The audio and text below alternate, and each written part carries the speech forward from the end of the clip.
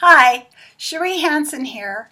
I'm going to share with you my blog from December 4th. It's on my blog site, cheriehansen.com, which comes to you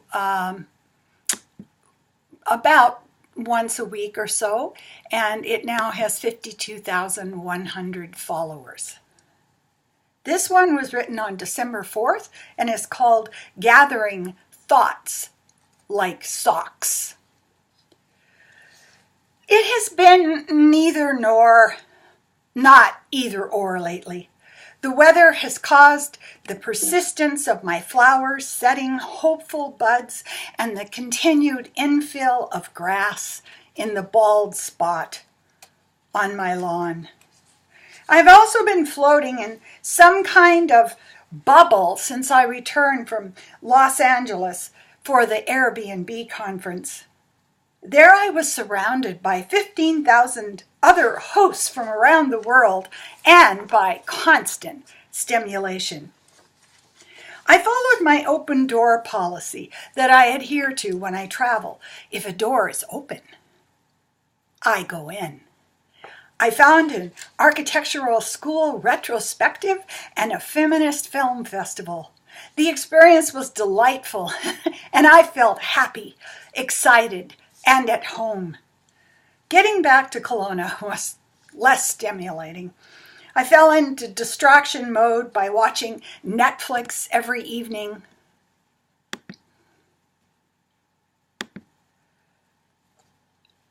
So I was in a neither nor state. I was neither totally at home as I stretched out my desire fingers for more stimulus, nor ready to travel. It is an in-between state for an in-between time of year. I find myself thinking a great deal about Christmas lately. Christmas is basically about time. It is when we slide from past images of ourselves surrounded or trapped, supported or sabotaged by our immediate families. We react by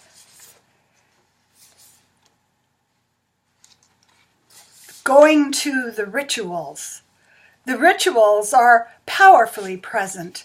The old ornaments are dug out of boxes. The archived rituals like museum displays of half-remembered or reconstructed narratives surrounds us. Some try to recreate what went before, and others feel like survivors of an undisclosed war and suffer flashback intensity moments. Another group tries to sand away the family chiseled pictograph stories and start afresh. The pressure from the societal mindset to experience the most wonderful time of the year leads to scarcity mind. Comparisons lurk everywhere. It is a time of the highest suicide rate in Western culture. The chasm lies like an earthquake-severed landscape between what we are told we should be experiencing and what we are actually experiencing in our lives.